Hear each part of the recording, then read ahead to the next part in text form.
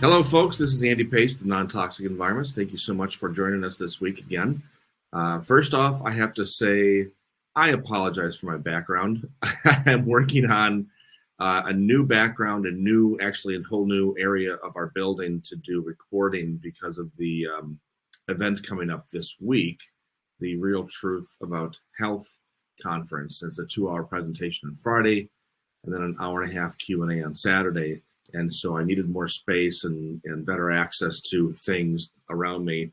But I can't seem to figure out how to unmirror the background. So we'll figure that out. It'll all be ready for Friday. But it is what it is for now. So thanks again for joining. We have another fantastic episode this week. We have with us Sarah Mack with Enthalpy, and Enthalpy Analytical. I always say that wrong. But this is the company that years ago developed the home air check system. And I've been working with them for years. And we offer it through our website. There's other companies around the country that also offer this. But it's been an absolutely invaluable service for our clients who are looking for ways to get baseline numbers in a house, doing a remodeling project, or they are buying a home or have bought a home and they need to know what's going on. It's a really, really accurate and I think quick and easy way to get those numbers and give us something to work with. So with that, Sarah, thanks for joining us today. Absolutely. Thank you so much for having me. It is a pleasure to speak to this community and this group. As you know, we deal with a lot of clients that are dealing with similar issues and concerns. And so you're a large part of our network of clients for certain. Thank you. So please, how do you pronounce the name? Enthalpy. Enthalpy. You know, it's so easy. It just should roll right off my mouth. But I'm so used to home air check. And so, you know, that simpler is what's I got in my brain. So, Sarah, how long ago was this system developed? Because it seems to me like it was sometime right around Hurricane Katrina or something like that caused this to be needed. So kind of the history and the backstory to the laboratory itself, it kind of initiated back in 1992 with some soil and water testing. That transitioned in 95 to add in some air quality testing.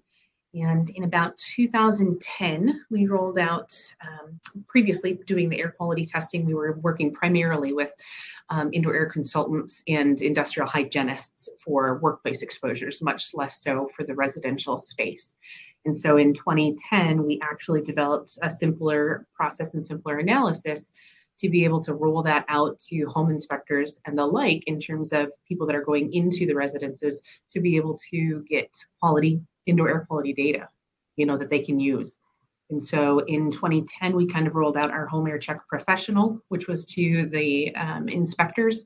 And in about 2012, I think we were live with our home air check website where we saw the need for a direct do-it-yourself easy kit because we didn't have professionals in a number of the areas where people were asking for this service.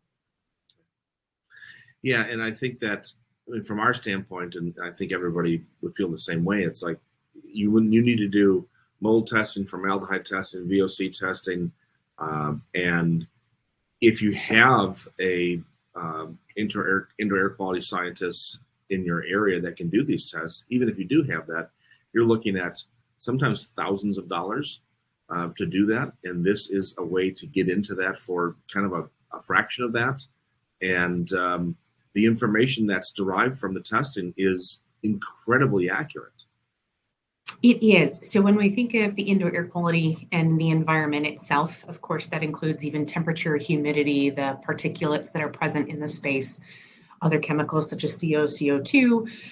This is a quick and easy way to rule out a large number of things that could be wrong in the indoor air quality space. And so with that, like you say, it's a good first check. So it looks for the chemical components that would be present in the air. We look for actively growing mold.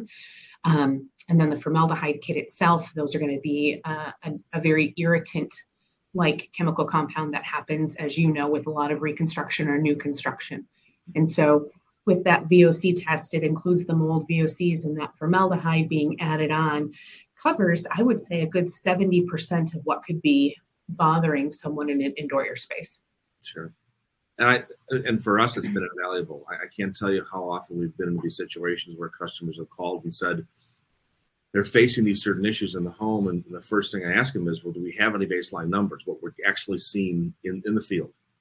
And so we'll have a test kit set out. The reports come back, and we can find they're really high in specific types of VOCs, and we just know through not only what you provide information-wise, but also just our own knowledge base that there are certain things that give off those types of VOCs. So we kind of know what direction now to go to when we're looking to fix the issue. And so, you know, I don't even know where to begin on that one. It's just like with VOCs and formaldehyde specifically, formaldehyde for me and for most of our clients is that key trigger. You know, that's the one that we try to avoid. That's the one that for us, if it's above 20 parts per billion, we're now looking for what's the problem. And it's like I said, it's just been incredibly helpful for us. We actually use your system, and then if we do find that there's a specific formaldehyde problem in a home, if we can't troubleshoot it just based upon the discussion we have with the clients and maybe pictures or video, what have you, because we work with clients all over the country, we also then do what's called a FRAT test, which is a formaldehyde release attenuation test, where we can actually test specific surfaces of the home, and it's accurate down to 1 part per billion formaldehyde release from those surfaces. So the two tests combined have been really fantastic. Yeah, so again, kind of, I know one of the questions kind of coming into it was, what's the difference between like an instant read monitor that gives you kind of a whole or total VOC, and then our reports kind of there then in that middle where we start to break down what those VOCs are, and like you said, where they're coming from with the contamination index, so that it isn't just, hey, I'm high and now I've got to do something about it. It helps you to kind of double whammy it, I suppose, where you're actually looking for the sources, you're removing those sources, which is similar to that formaldehyde instrument that you're speaking about, is that you can go, yes, we might have 5 different sources of formaldehyde inside of that space, but then you can look and see which one is creating maybe more or could be of bigger concern to remedy first. So we had a situation about a year ago where a client used the test system, and the VOC spiked. I mean, it was incredibly high. And this is, of course, after a customer had already done just a bunch of remodeling in their home to make it healthier. And again, this is why I love working with your system, is that it allows me then as the professional to start asking questions to the customer. Now, it was determined after lots of back and forth that the reason why the VOC spiked is because he happened to be a diabetic, and during the testing that was done, he didn't even think about this. He did an insulin injection, and he wiped that spot on his skin with an alcohol pad, spiked the meter. Mm-hmm. And so when we get into some of those details, we're not getting just a total VOC where it's spiked high, but we can see, if you've got a high concentration and over half of it's just that alcohol, that rubbing alcohol, then you have an indication of kind of what's going on. But if a lot of it's maybe in the painting, then that might be something a little bit different that you have to address. Mm-hmm. Exactly right. And so that's why I love that system. And so many clients over the years have purchased their own VOC meters and other air monitoring devices. But when you don't get that additional information, I think it's even more dangerous than having it all, because now you have people running to these extremes to try to fix something in their home that really isn't a problem. It just happened to be at that exact time that you looked at the monitor, something else was going on in the home. And if you don't have that breakdown of detail, it can be, lead to a lot of unwanted expense. It can. One of the biggest things I do feel like those instant meters that give you kind of that total up and down trending for your VOC concentration, they're certainly helpful in identifying activities, things that you're doing in this space, to see how and when those VOC spikes are coming. So when you're doing a thorough cleaning, when you're showering in the morning, when you're cooking in the evening, those types of things you typically would then see as trends back and forth. And it's if you come up and stay really, really high, then that typically is an indication of poor ventilation. And so there's some things that you can really glean from those that have more of a long-term detection or total. But like you said, if you have some of those spikes, unfortunately, you don't know what they're from unless you really start to journal. And I'm a big person in regarding to journaling and kind of what activities you're doing in the space when you see those meters up and down. See, and if you can identify them. For sure. And so this is where becomes a little more crucial as far as where you place the system. And now for those people who aren't interested in the home air check system, it essentially contains, when you buy the kits or you buy the test, you are going to get in the mail a box that contains an air pump and a series of tubes to actually collect what's in the air. So it's a very small system, but it has to be placed in an area in the room, essentially that allows for good airflow. Get it away from corners. You want to make sure you're putting it in an area that's, I would say, common, so that whatever you find from a particulate or VOC standpoint is, what you are seeing on a daily basis. What do you think about HVAC systems? Do you want those running while the test is being done, or does it matter? So typically we would indicate yes to maintain that running in the normal operation. So the VOCs, chemically speaking, that's going to help to intermix those. So that's why typically we can do one test kind of in a central location of the house, covering a good 2,000 square feet or so, because those chemicals are going to become intermixed within the air in the spaces. Sure, you'll have some spikes in certain rooms, but for the most part, it's going to be pretty mixed.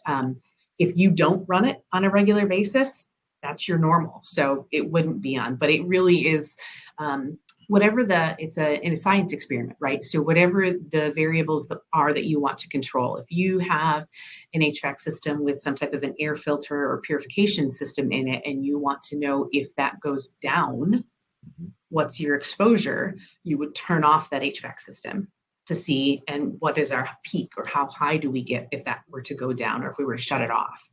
And so the data is dependent on the variables that you want to look at. And so usually we say keep it like you normally would, what you're being exposed to on a day-to-day basis. But there are certain instances where clients are looking for a slightly different reason for the data.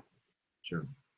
Well, that really plays into the whole, garbage in, garbage out mentality. If you're not conducting the test in and keeping track of what's happening, or where you're doing it, or the temperature, the humidity, and then whether the AC is on or not, that can really, again, cause people to jump to conclusions because maybe something happened that you just weren't expecting.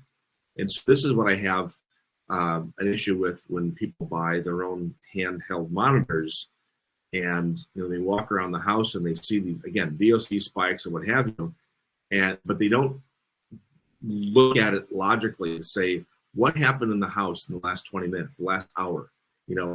Is this hour after everybody in the house showered and put on hairspray and made breakfast, and then they left?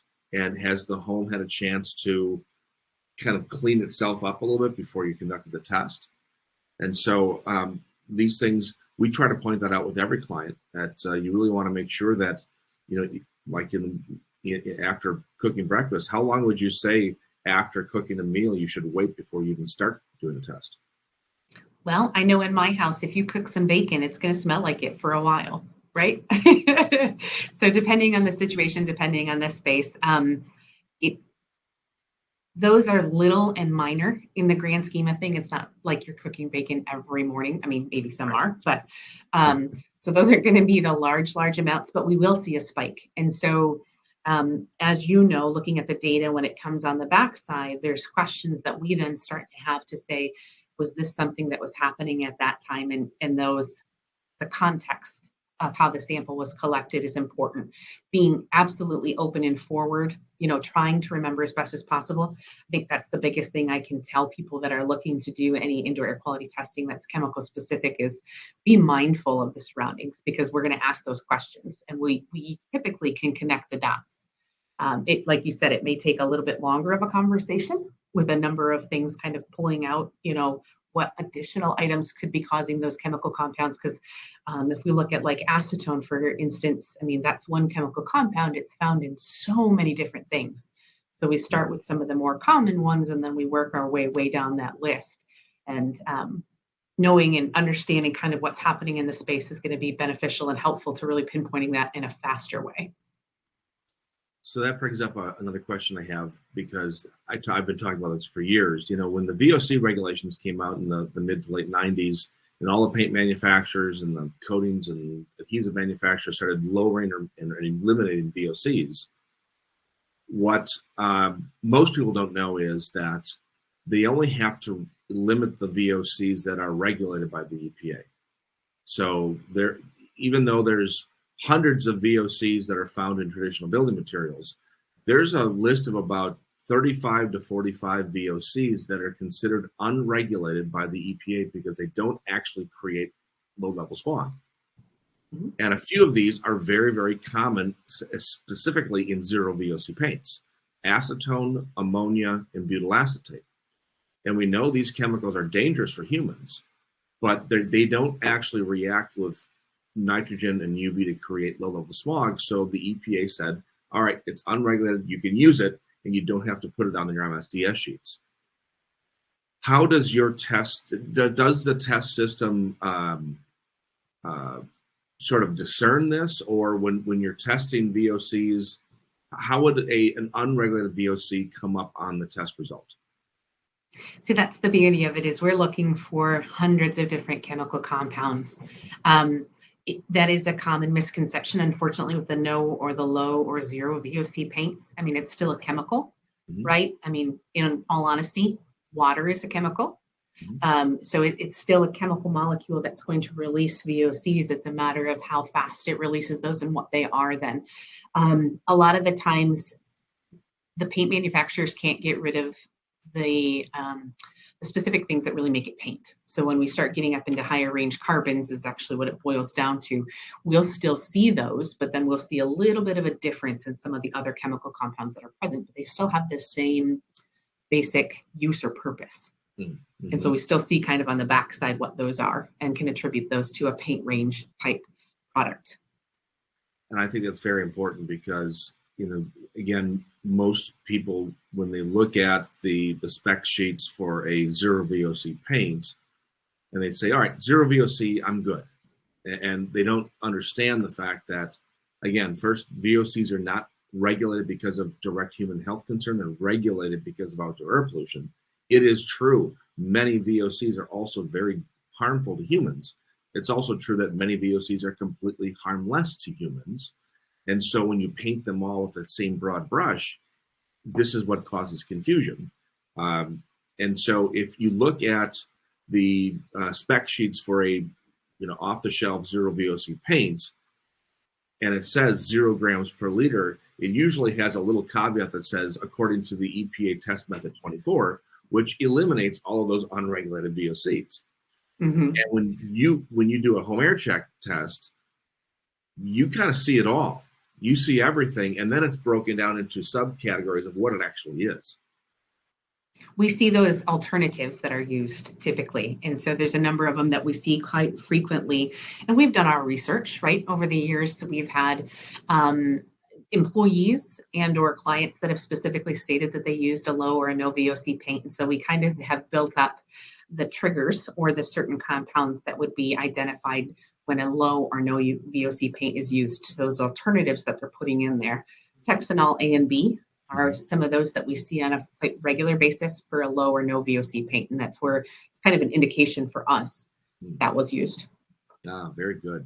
Very good. And so I think that just, it really speaks to how important it is if you are experiencing, specifically if you're experiencing health issues in a home after remodeling's been done, you can tell yourself that, well, I used low or zero VOC products, but it doesn't necessarily mean they're safe for the occupants. And I've been hearing this for years. I remember back in 1998, I believe, or 99, when Glidden was the first paint company to come out with zero VOC paints. Environmental Building News did a whole story on how they were still getting not only high VOCs, but high formaldehyde coming off of that product. And then they tested a host of other zero VOC products, and they said most of them still have VOCs and formaldehyde, and that's because this is what they're doing. They're hiding the regulated by using unregulated. And there's also these formaldehyde derivatives or formaldehyde donors that are used that aren't found in the ingredients list, but once the paint starts to cure on the wall, formaldehyde is created. And so using your system, you will find that. And it's been very, very important for us. One thing Alice, the lab director, had said years ago, essentially when we were talking about low or no VOC paints versus standard paint, it always comes back to the individual person. If they're specifically chemically sensitive to some of those naughty lists from the EPA, right? Then you might want to make sure that you're handling that appropriately. One of the trade-offs, unfortunately, with some of the alternative paints, as they change the structure or the makeup of the paint itself, is you lose something, right? There was a reason why they had those certain things included. You start to lose longevity, sheen, a number of different things with that. And a lot of the paints range compounds are almost semi-volatile. So they off-gas at a much higher temperature, essentially. With that, at the lower temperatures, you'll get a smaller amount for a much longer period of time. Where if you painted, maybe say with regular paint, sometimes if your body or your person, your family can manage that with proper ventilation and doing all the things you're supposed to, it might be better to use something maybe regular to get that off-gassing out quicker. So it's a toss-up between who you are, what your body can handle, a lot of different things. Right. And boy, you said a couple of things there that just jumped out at me. First, this is the reason why I don't recommend customers doing bakeouts in their house. I read articles from 15 years ago debunking the whole bakeout process, saying that you actually start to release these semi-volatiles and you create new chemical compounds in the air that would never exist unless you heat it up to a certain temperature. And then, of course, the other thing is that I can then argue that some of the older paints were healthier because they didn't have to use all these exotic ingredients in order to skirt around the EPA regulations. Unfortunately, but yes, so very true. So let's kind of shift topics a little bit and talk about mold. This is an absolutely enormous topic in all of my consultations now. In the last 3 or 4 years, mold went from maybe 1 in 10 people talking about to 6 or 7 in 10 that I talk to on a daily basis brings out mold in that conversation. I think the reason is because in the last few years, because of the pandemic, people being stuck inside of their homes more than they used to be, really had brought out more of these questions. And I believe there's just more talk about it now because there's more information around. How does the home air check system help in testing for mold? And give us some information on that, please. Sure. So there's a number of different ways to actually look for mold. So I do want to make sure that that's clear. Typically, the most common would be actually to look for spores. So those are going to be the particles that come from the mold as it's disturbed. Those are going to be the things that people, almost that allergen or histamine type reaction that happens, would be exposed to. The spores are what we ingest if we have moldy foods and things like that. What we look for in our VOC test, because we're not doing particulates specifically with our chemical analysis, what we're looking for is that as molds are actively growing, they have to have a water, heat, and digestive source, right? They have to have something that they can intake. So with that, when they have those 3 things and are actively growing, we get that smell. We get those odors and the chemicals that come off. And so what we essentially are looking for with the home air check kit is what is considered mold VOCs. So that would be, it sounds silly, but I liken it to mold burps. So as it's digesting the surface, it's emitting certain chemical compounds as part of that digestive process. And so that's what we typically look for. Now, you You can also look for mycotoxins. Mycotoxins is a whole other kind of beast. This isn't that. So there is some differences there. But with the mold VOCs, you can get an elevated mold VOC and not see spores in a spore count. Essentially, that would be typically an indication that it's probably behind wall, ceiling, floor, something where those particles can't necessarily move through yet, but that there is some type of a mold growth process happening behind that wall cavity. So it's an indication of actively growing mold. It can be kind of a first test or look to see if you've got something going on. It is not an end all. If you do suspect mold and or if you see mold, we certainly won't be needed. I mean, if you see mold, then we want to remedy that. That our test doesn't necessarily help a whole lot, but it is kind of a first look. If you're unsure of what's happening in the space, we can at least see if there's some active mold growth happening. So then how this differs then from doing like an ERMI test? It does. Yep. The ERMI test is going to be that collection of actual dust, right, from the space. That looks for the species and types. I think it also does like a mycotoxin type test, if I'm not mistaken, for ERMI. Yeah. Where it breaks it up between like commonly found outdoor mold versus what's commonly found in a situation where you have mold growth inside of a built environment. Right. One of the other things that's important with the VOCs is with spore sampling, like ERMI or any other type of spore sampling for molds, the aerosol cassettes or the swabs, those you can typically actually speciate. You can tell what mold it is, where you can indicate whether it's an outdoor or an indoor. VOCs aren't dependent based on the molds. There's not enough information that can correlate. If you see X chemical, X mold VOC, this is for sure this mold growing on this surface. And so you have some of that dynamic variables, unfortunately, that says if that kind of mold is growing on this kind of surface versus that kind of surface versus that one, or what's the humidity typically at? Is it a higher humidity? Is it a moderate humidity? They'll give off different chemical compounds. So the VOC portion can't necessarily use to identify the type of mold. Okay. Now, I know in the past, and you can correct me if I'm wrong, but you also offer like a tape test, a tape dust test. We do, yeah. So with an affiliate lab of ours, we offer essentially a bioslide, a microscope slide, surface dust collection.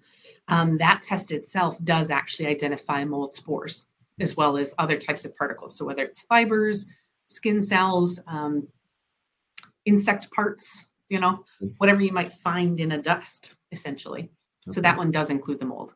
And that's great too if you are, again, you're looking at evaluating what type of air purification system to install into your home so you know what you're dealing with. Question I get all the time, not only for air but also for water, is what filter should I buy? And it's really helpful to know what we're dealing with so we can recommend the correct unit for the right situation, and that tape test would be helpful. So I don't know if there's any other questions regarding mold and VOCs or formaldehyde, but what I would like to get some information on, because I've seen it on your website and it's being talked about more, is the ability to test for PFAS chemicals, the forever chemicals. Is that something that you offer for a home service, or is that more professional only? At this point, PFAS testing across the country as a whole, as more and more states become a requirement. So we're in Michigan. Michigan is a state that requires the testing for it at this point.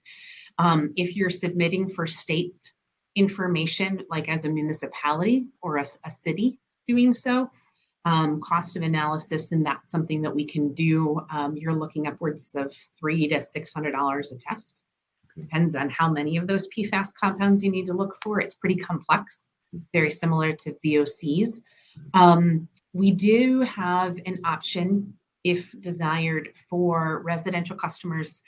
It is not quite to the level of detail, like scrutiny or certification, I guess you would say, the quality assurance detail of like a test for a municipality, but we have kind of a lower cost analysis option that looks for just PFOS and PFOA.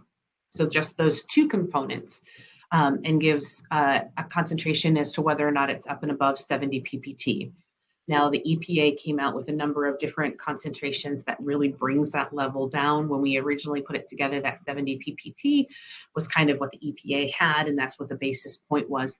Now, with states coming down into, say, 4 ppt or part per trillion, we're getting much, much below that. And so with that, that quality assurance and those extra controls are required. And that's where our survey or summary type test, similar to our VOC one, was at about $150. But now at this point, that test doesn't really do a whole lot of good, because you're not getting those low concentrations. So typically then what you're looking for is one of those much more costly analysis options where they've got a couple of larger bottles, 250 milliliter bottles that would be collected with a what's that called?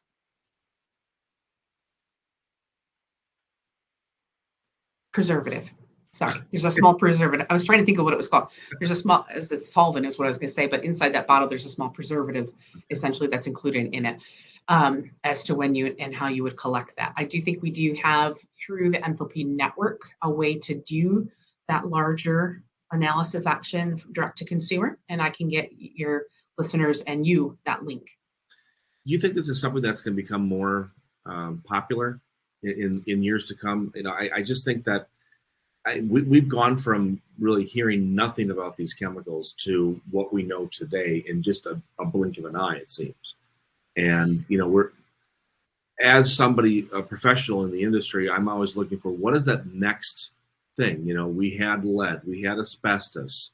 I think right now we're in the midst of mold and formaldehyde as being the big issues, but these forever chemicals now, it's just all of a sudden it's just exploding in research and articles and so forth.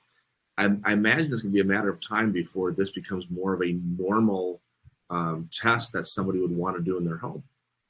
I think so too. I think it's certainly coming more to the residential space. That's where you're concerned. That's why municipalities are really doing their drinking water testing, right? To make sure that they're not introducing or exposing the population to that.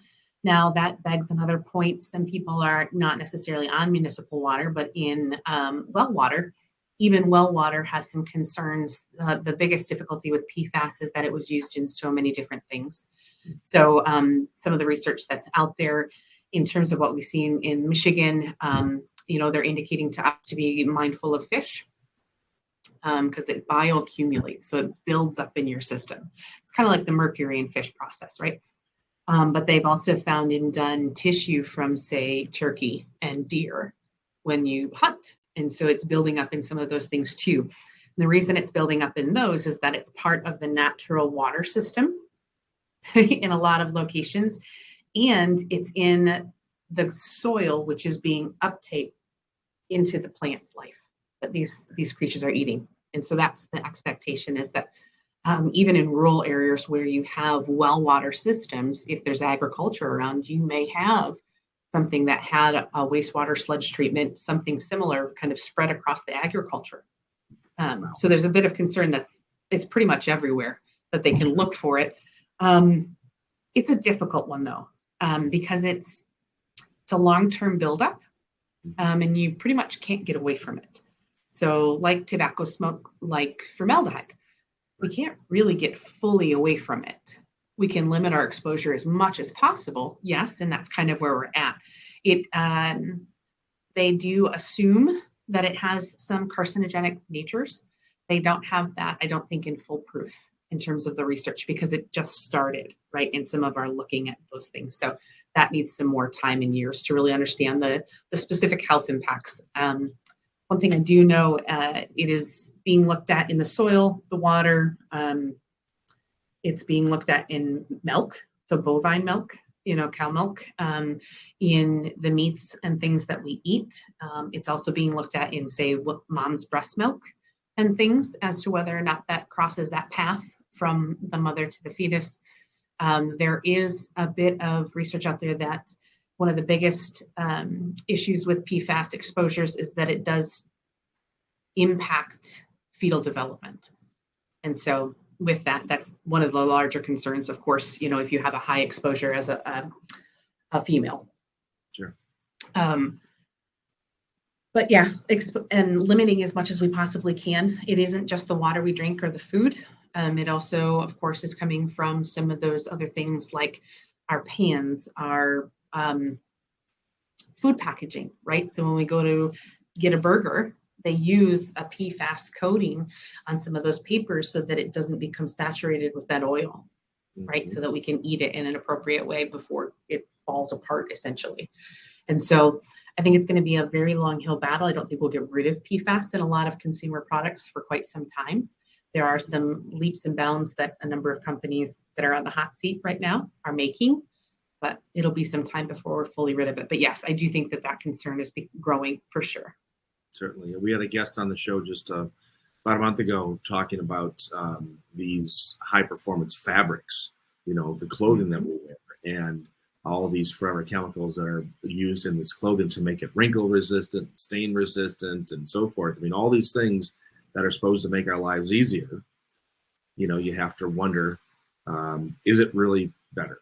And so, with my clients, one of the things I will stress is it's impossible to live in a home that is perfect. It's impossible to eat perfectly, to do everything correctly. You have to choose your battles, and you have to strive for tolerance, for reduction of chemical exposure, but don't strive for perfection, because that will never happen. You'll end up disappointed. Yeah. My line is, you'll either end up in the poorhouse or the nut house, one of the two. Very accurately stated. One more thing I want to touch on quickly, because this is something that customers have brought up in the past, is you do offer a test as well for tobacco smoke. We do. Yeah. Okay. How does that work? So essentially it uses the same VOC tube that we have. That sample tube is then collected in the space. We determine the chemical compounds from that. It is not just the VOCs themselves that we look for, but we have 3 specific chemical markers that we're looking for. Those 3 chemical markers are indicative of smoke, tobacco smoke and cigar smoke. They come from more of the plant and the leaf part. It's 3 different analyses. It's kind of a presence absence, or 3 different analytes, presence absence. It is a bit tricky. Tobacco smoke in itself, and one of the caveats that we have to indicate is that usually that complaint and request comes from somebody that's living in a multi-tenant situation. They're in a townhouse, or duplex or apartment.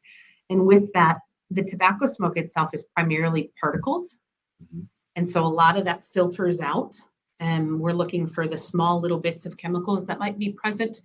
So it can be very hard to actually get a positive, because we're looking at like a 1% of that total smoke amount is what we're looking for.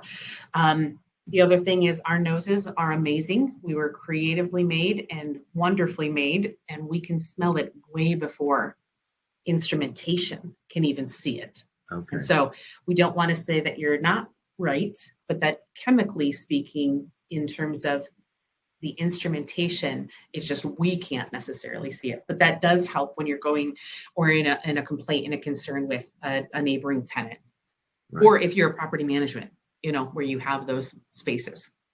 Right. And we've seen situations where people buy a home or buy a condo, and they want to do some renovation, but after being in there for a week or two, they can just notice that all of a sudden this smoke smell starting to emanate back into the house.